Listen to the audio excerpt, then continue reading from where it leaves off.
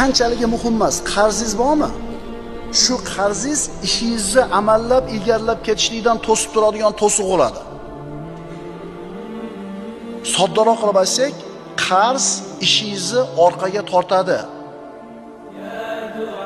Qarz orqaga tortishligini hayotda odamlar ko'p kuzatgan.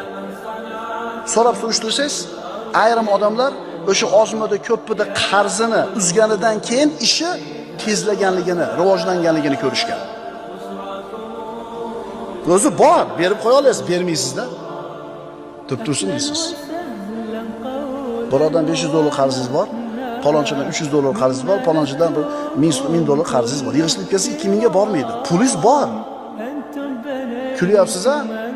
Bor, uzib qo'ya olasiz, unga muhtojligingiz yo'q. Shu qarzni to'lab qo'ysiz, ko'chada qolmaysiz, bermaysiz. Bermayapsizmi?